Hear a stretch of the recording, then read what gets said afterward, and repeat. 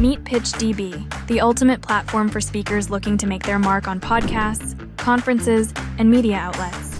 PitchDB provides access to over 3 million platforms, ensuring you find the perfect avenue for your message. With AI integrations, your bios and pitches are tailored uniquely to each opportunity, giving you the edge you need. Join now at pitchdb.com. Welcome to Your Brand Amplified, the podcast where we interview marketers, publicists, and brands to learn their stories, what makes them tick, and tips and tricks that make a difference.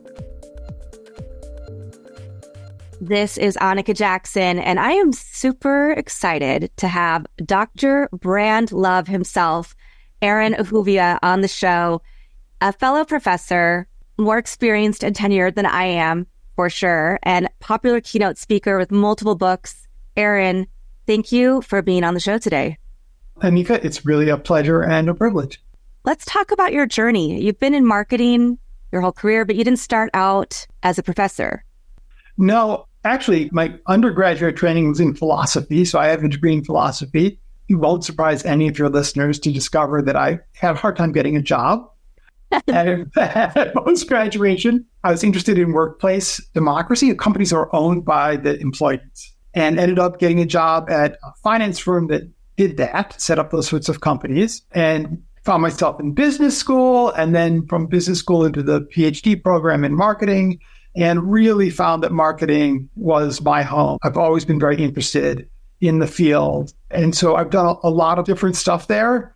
And I'm sure a lot of people think it's sort of oddball stuff that I've been doing, but a bunch of it's really caught on, and it's proved to be very, very practical and effective for businesses. Before we get into that, first of all, my dad was a philosophy professor. So, oh, fantastic. I grew up sitting in the back of the car and thinking, now, what would Nietzsche do in this situation? Or Plato would say. So I know it probably sounds like it's disconnected, but I also feel that it's so connected to marketing, because you are really thinking about the psychology of how people act and what they do and what construct what lens they're looking at things through. Probably the most helpful thing about a philosophy training is that you absolutely must get over your own feelings and point of view and learn to look at an issue from a number of different perspectives. Mm-hmm. So if you turn in a paper and it's just like you're venting, that's an F right there.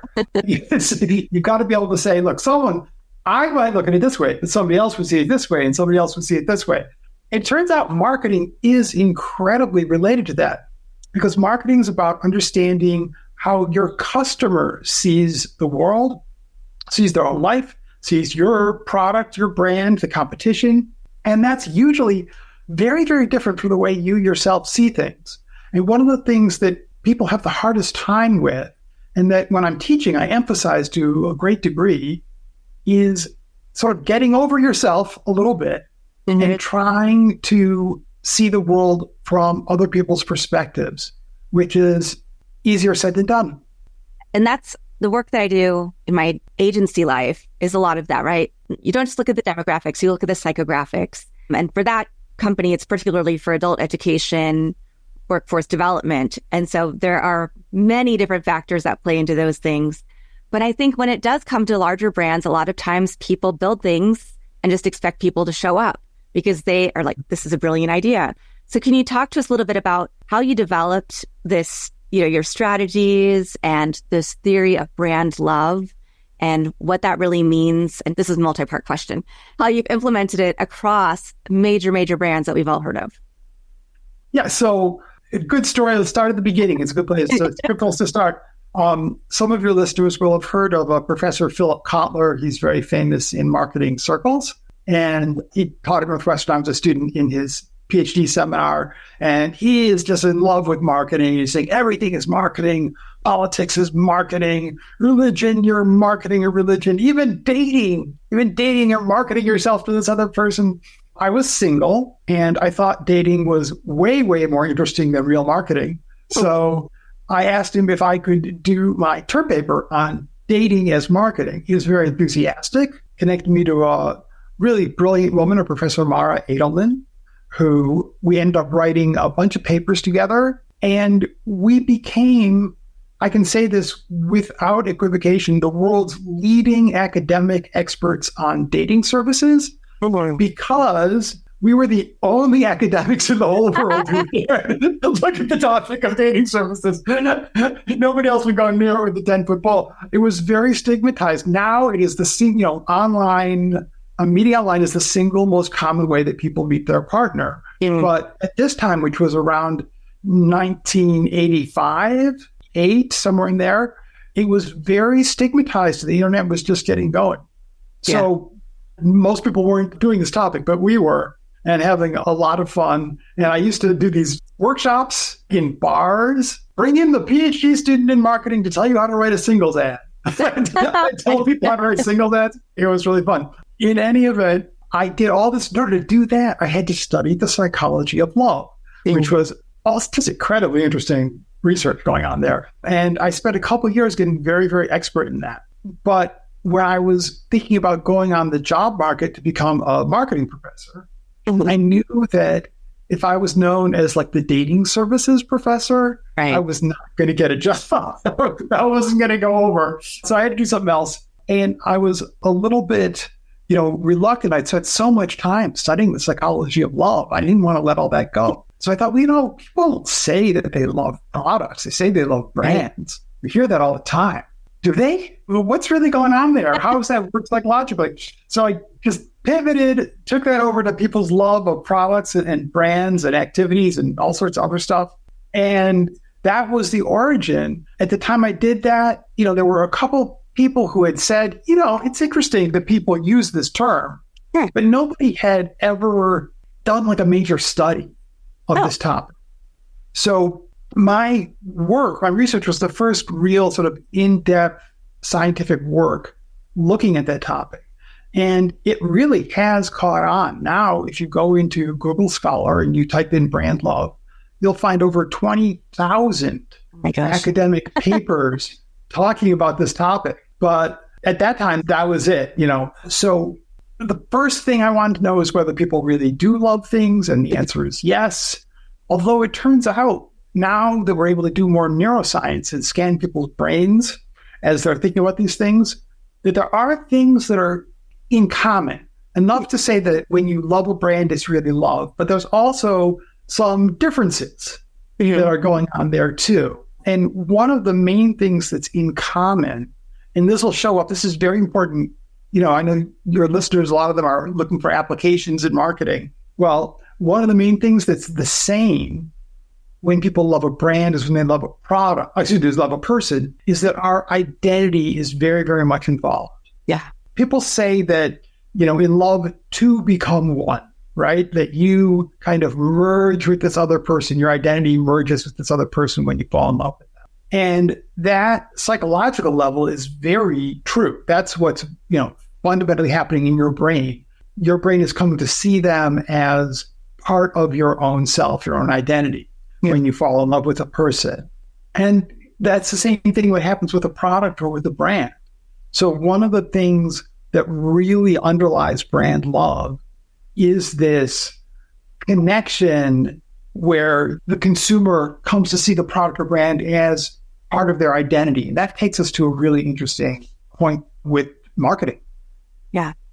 Well, and what you just said, I think this is something I talk about with my students all the time, and I'm sure you do too. What we saw during the pandemic, of course, is that companies had to go online a lot faster than they anticipated.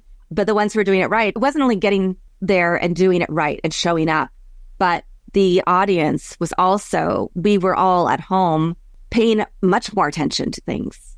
And so people were really investigating the brands that they were using and that they were invested in. And so now we hear this a lot, right, from our students, and we see it in the market that people really do want to know that brands, for the most part, have the same ethos as them, that it's something they can stand behind or stand with, and that they're not going to see the missteps of, you think of like the Pepsi commercial that happened during Black Lives Matter protest, and or you think of different things like that. And maybe there are a few things that they'll say, well, I really like this one sandwich, so I don't care what the politics of the owners are. But everything else, if it's something that we're using day to day, we want to make sure that we can really believe that they are who they say they are. Yeah. Fundamentally, there's two different kinds of strategies that you can use in marketing that are related at least to the way what my work has found and what many other people who do more of a neuroscience approach than I do has found. And so there's a big split. The human brain automatically separates objects from people and thinks about them in very different ways. Wow. To the point, when I say different ways, I really mean physically different operations happen in your brain when you're thinking about an object versus when you're thinking about a person. However, there are quite a few times when the brain will make an object like an honorary person. Right? And it'll sort of like think about this brand as if it was a person. And so it starts treating it giving it the human treatment, right? I sometimes call that living in person world. So your brand is going to live in person world in the brain. And if you do that, that's when all of these issues about connecting to people's identity, expressing values, developing relationships with people, that's where all that comes in. And that's where you get high levels of brand loyalty and a willingness to pay a price premium and sort of the levels of brand enthusiasm where if somebody goes on the internet and says something bad about a brand, the people will defend, the lovers of that brand will come to defend the brand. Like, you think about, like, it's kind of weird. Like, we're all really busy. Why is someone taking time out of their day to do this? Well, it's because they think of that brand as part of their own identity. And when it's attacked, they personally feel attacked. So all of those great behaviors are linked to getting consumers to think about your brand, to have it live in person world in their brain, to think about it that way. That said, doing that is expensive and difficult. And there are other strategies, which are just a different set of strategies that say, you know what? Your brain thinks this is an object, and it is an object. And we're just going to live with that. And if the consumers are going to see this as an object, then you're not going to have as high brand loyalty. They're not going to pay a big price premium for it. They're going to look for the best value and look for a discount. But you can still be very successful. And a lot of times it's difficult to get people's brains to think about objects as if they're people because, if they're not, right? And so the benefit of that, okay, you don't get the same level of brand loyalty. You don't get the same level of pricing power. You don't get the same level of enthusiasm, but you've got a much more realistic challenge. Right now, you're just talking what I call useful, pleasant, easy. So you got to convince the consumer that this product's really useful. You have to make the buying and interacting with the product experience very pleasant, best yet enjoyable, but if you can't get to enjoyable, at least not unpleasant. And you have to make the whole thing really, really easy for people. Easy to shop for, easy to buy, easy to use. And if you can be useful, pleasant, and easy, you can do very well in that way without creating this whole personified endeavor. So for entrepreneurs, that's a fundamental choice that you have to make early on.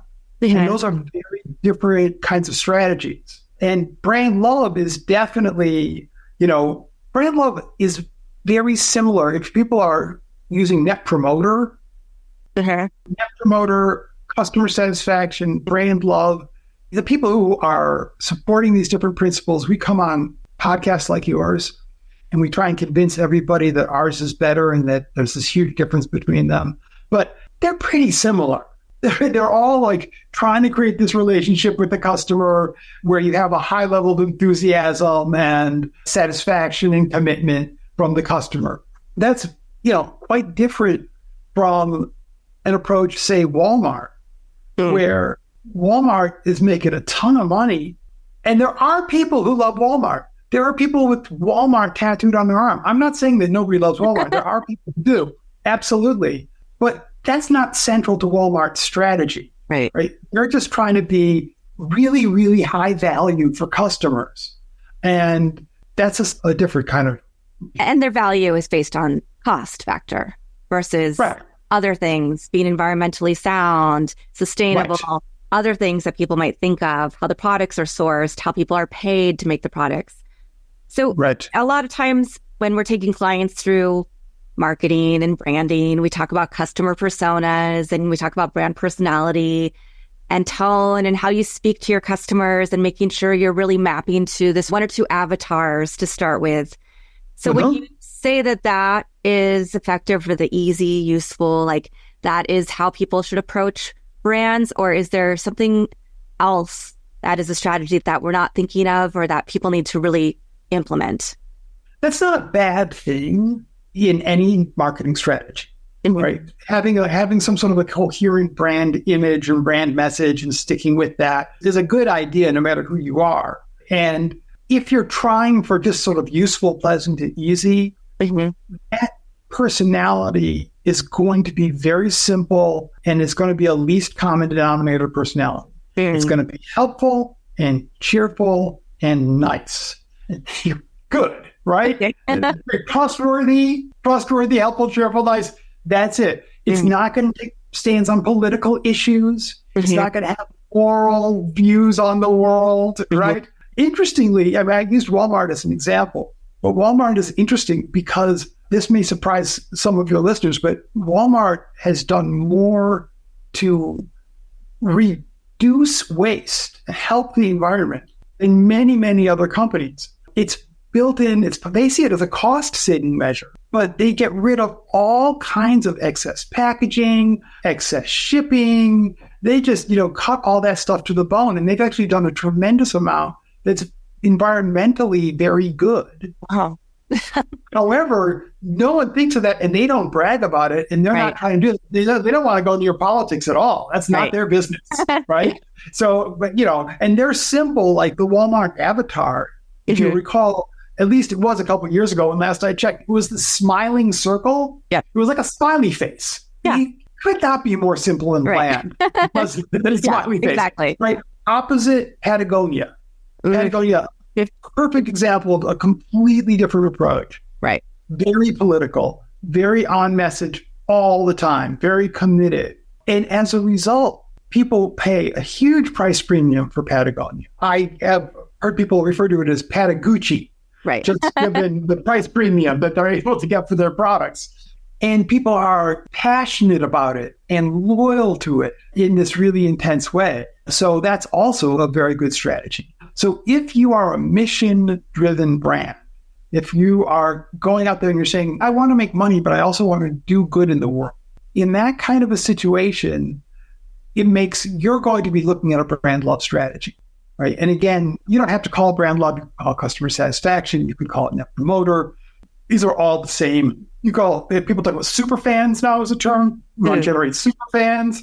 These are all like a family of closely related ideas. But that's the strategy you're going to go for. And to do that, you are going to have to get the consumers to start thinking about your product as a person. And I can talk about a number of different ways to do that. I would love to hear that. Yeah.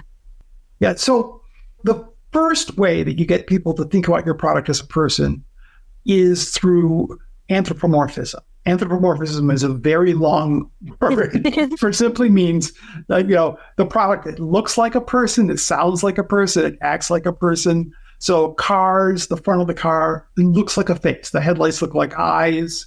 People name their cars. That anthropomorphizes the car. It makes them think of it more as a person.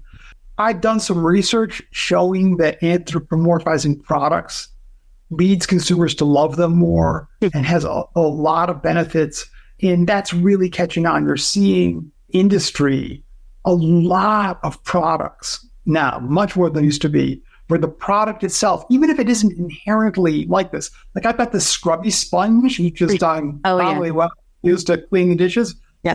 It's just a sponge. It could be any shape they want it to be. It's a circle with a smiley face cut into it. Right. Yeah. So and there's even the things that you can put on the side of your sink that it sticks onto.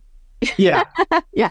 So, that's become much more popular. And it's like the most straightforward and obvious way. How do you get people to think your product is a person? You make it look like a person. Now, I should specify or clarify that your brain makes this decision about whether something is a product or an object or a person. It makes it two different times in two totally different ways. So it makes the decision consciously, and separately, it makes the decision unconsciously. And so you look at the scrubby sponge with the smiley face in it. Your conscious mind is not fooled. It knows that's not a person. Right. So if you're listening to this interview and you're like, that man is insane, I've got a scrubby sponge. I know it's not a person, right? Well, you'd be absolutely right. Your conscious mind knows it's not a person. You're in the unconscious mind making that same decision, and it is doing it very differently. If it's got a scrubby face, a spiny face, that might not be enough to fully, your unconscious mind to see it as totally as a person, but it does move it a little bit in that direction. And there are lots of situations where your conscious mind is not fooled, but your unconscious mind is completely fooled by this. And one of the classics that we're going to start hearing a ton about are these relationship avatars. There's a well-known website called Replica, spelled with a K, and you go on there and you give information about yourself, and it creates an avatar, like an animated human being that talks to you, and you can have conversations with it. And it can be your friend. It used to be that they had a love romance mode where it would become your lover, but they stopped that due to all kinds of complications that were happening. But people were genuinely, deeply falling in love with these animated avatars on the computer. And the reason for that is that their conscious mind, of course, knows this is not a person. And what's funny, when you interview them, they're very explicit about this. They realize this. They'll say, my conscious mind knows this is not a person, but somehow I'm falling in love with it anyway. And the somehow is that unconsciously, your brain thinks it is a person. It's got enough of those cues. It talks. It looks like a person. It talks to you, right? It's classifying this as a person. And the part of your brain that falls in love, that's the unconscious part of your brain.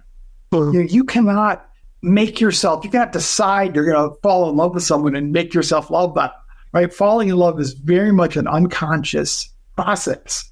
And so if your unconscious mind thinks this avatar is a person, you can really, really fall in love with that. Wow. So that's the first approach. And I'll let you get a word of advice about that one before I go on to some of the others. It's very Black Mirror-esque is all I'm going to say, right? It is. It is. Right. And so, like, on one extreme are these avatars that people literally fall in love with. You know, a much milder extreme is something like Siri that you talk to. Yeah. Or, again, a car where the front of the car has a kind of a personality based on the shape and what kind of face it looks like. All right. That's the most straightforward, but it's actually the least commonly used, least common example of this. The next up is connecting the product or brand to an actual human being. Mm-hmm. So if the consumer comes to see a strong connection, then they come to see the product or brand essentially as an extension of that person. And start thinking about it that way. And here's a very simple example that makes this pretty clear. So imagine you are dating somebody and you really like that person, and they give you a vase as a present, and you look at it, you're like, oh, this is so beautiful. And you put it like on a shelf in your house, and you're happy every time you see it, and your friends come over and you say, look at this wonderful new vase, and you love that vase. Then you break up with that person. You have a terrible breakup. You're furious with them. You never want to see them again. You walk in, you see that vase. Oh man, you're getting rid of that vase, right? You got no more interest. And what that shows is that your feelings about the vase are really an expression of your feelings about the person that it's connected to psychologically for you. And we see this a lot when we need to clean our house and there's things that we really should get rid of and we can't bear to part with them because we've got this emotional connection to them. Very often, those are things that either if maybe it was a gift from another person or a souvenir reminds you of another person, or maybe the item was something from your own past that reminds you of your former self when you were younger, but it's got some connection to a person. And it's that human connection that's making it hard for you to get rid of the object. So that's a very common way. And that shows up in marketing very frequently. So Steve Jobs with Apple, people really related to Steve Jobs and they connected to Apple that way. It's one of the ways. Apple's very good at this. Apple's very interested in brand love. Apple very explicitly runs their business around brand love. And if you want to see an example of brand love at work, watch what Apple does, because they're very explicit about this. So that's one example. Enzo Ferrari, who created the Ferrari cars, people who are really into Ferraris are overwhelmingly fascinated with the life of Enzo Ferrari. And that's a very strong connection for them. You also see this with celebrity endorsers. It's one of the reasons celebrity endorsers can be powerful, because you come to see the brand as connected to that. So those are all approaches. I know a lot of your listeners are small business people or entrepreneurs. If you're an entrepreneur, this is incredibly powerful. And the person that the brand is going to be associated with is you. Yep. Right? It's you. You're the person involved, right? You're not going to have a celebrity endorser, but you're the human being that things get attached to. And however important you think your personal relationships are with customers, they're more important than you think. Absolutely. You cannot overestimate. It's impossible, because they're absolutely central to what's going on. And people really do see your brand as part of you as a person. And if anyone falls in love with their brand, it's not the same as you. Don't mistake their falling in love with your brand for them falling in love with you. But they're able to fall in love with their brand because they see it as somewhat human, and they see it as somewhat human because they attach it to you. And we see this when, it can sometimes be a problem. Like if you own a hair salon, people get very attached to the person who's doing their hair. And then if that person moves to a different salon, they'll often take their business to the other salon, right? Because they've become more attached to the individual person who's cutting their hair than they have to the brand. So that just shows how strong these sort of personal connections can be. And you've answered a few things that I was going to tee up. So this is perfect, because that was my next thought is I think about all of the companies where people want to retire from their businesses, from their small, very successful businesses, or the nonprofit world. We see a lot of issues with that. People who are the founder, and everybody who loves that nonprofit is so attached to the founder that whether it's a for-profit or a nonprofit, right? That when that person leaves, it doesn't matter who they put in place. It's just not the same. And the customers and clients don't necessarily want to keep donating or keep working with that agency or whatever the case may be. So how does somebody create brand love and this brand loyalty, but also make sure that they are set up for that longevity if that is one of their goals? That's a really good question. That's a very hard question. What sometimes companies can do, and this may or may not be the founder's vision, is the founder can kind of stay on as a figurehead and semi-retire, right. Let most of the work go to someone else. And in situations where I've been in that sort of situation, I've actually personally enjoyed that, because now all the bad work goes to somebody else.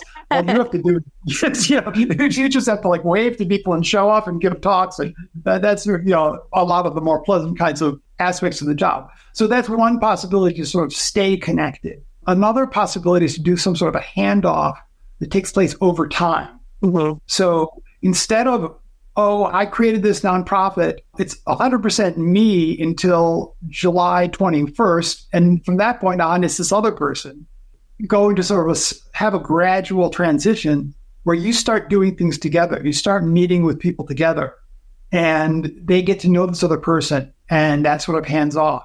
I mean, this is one of the things that I advise to companies. This tends to be for companies that have customers who are spending more money, like a lot of money with them. This is a little bit on the expensive side to do this. But often a company will have a situation where you can phone in and ask questions, and you just get the next available operator. Okay. But if you are a client who's going to spend a good deal of money over time, trying to have a support team that is dedicated to a couple of different clients, and have the same people get to know that client, get to know their needs, their issues, and develop a relationship with that client.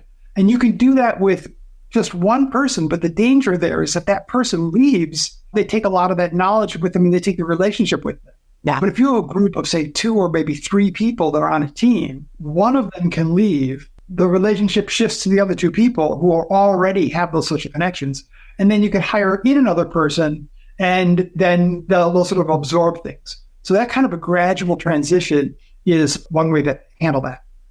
Nice. I do want to talk about your books, which for those who are watching the episode can see them. Sure. So yeah, Dr. Aaron Ahuvia, please tell us, can somebody read your books and find out more if they can't go to University of Michigan in person?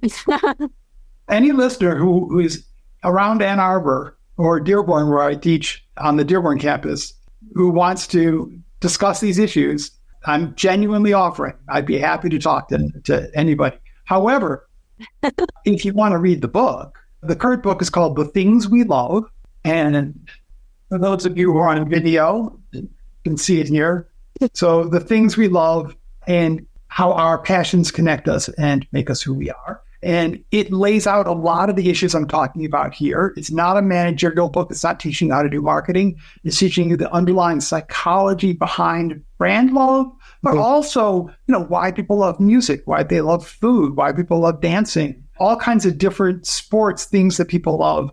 And in that way, readers have told me they found it really fun. They could find themselves in it. They learned a lot about themselves. The goal was to have something that would help you with your business because you understand consumer psychology.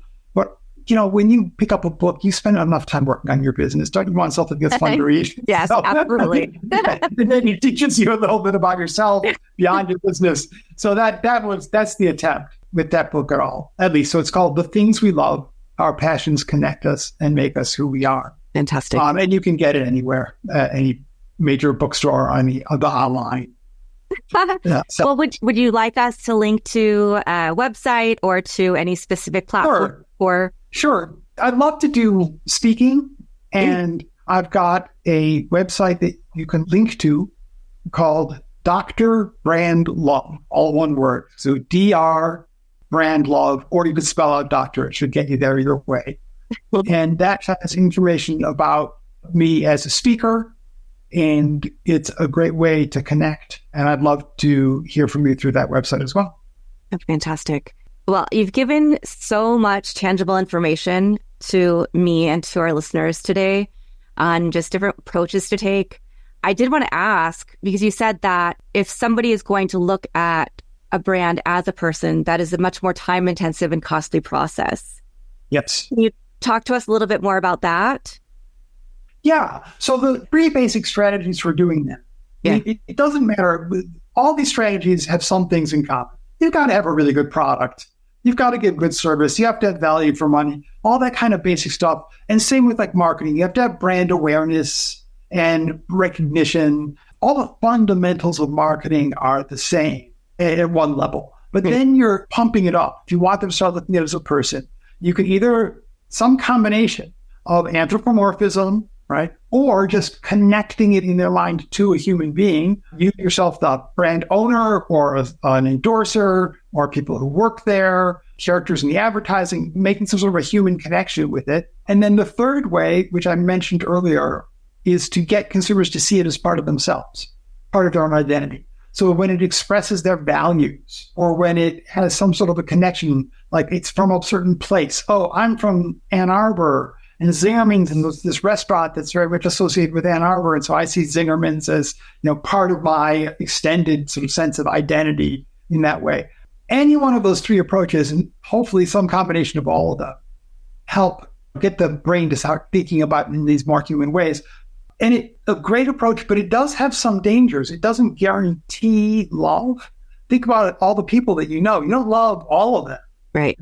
So, and you're thinking about all of them as if they're people. And if you do this and your product isn't good, you can have a very bad reaction. People actually get more angry at a product that is performing poorly.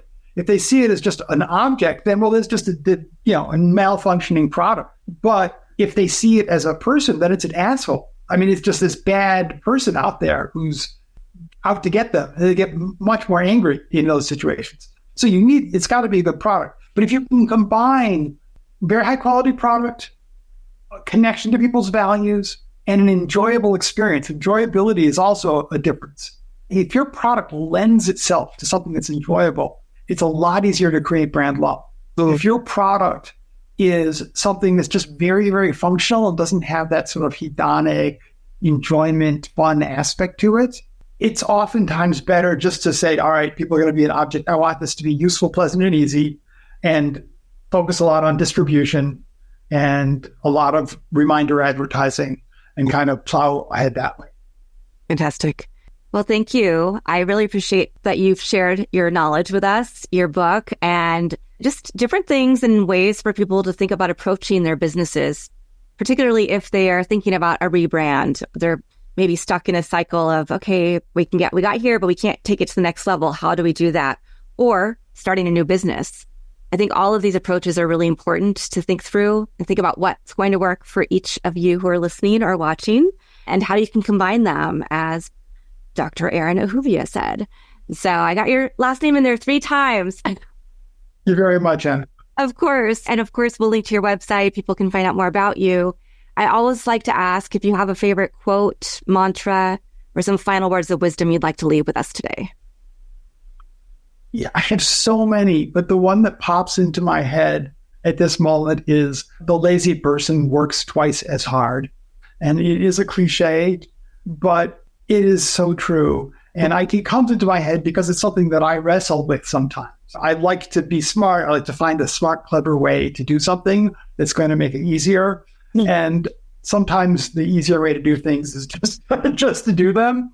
But it also speaks a lot to planning. I think the reason the lazy person works twice as hard most of the time is they don't really plan appropriately.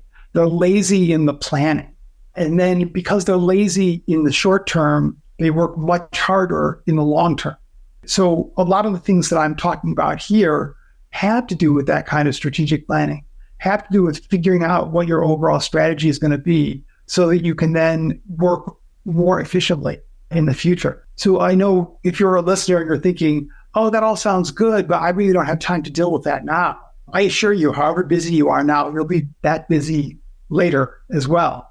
And if you can spend some time working out these sorts of decisions early, it will benefit you because then the work you put in will be well placed. Fantastic. Well, I really enjoyed our conversation. And again, thank you for being here with us today. Thank you to everybody who's watching or listening. Don't forget to leave us a rating, review, follow, subscribe, so that we can keep delivering more amazing content to you and to other entrepreneurs who need to find their way here to learn from my experts on their journey. Want more? Check out amplifywithannika.com or follow me on socials at amplifywithannika.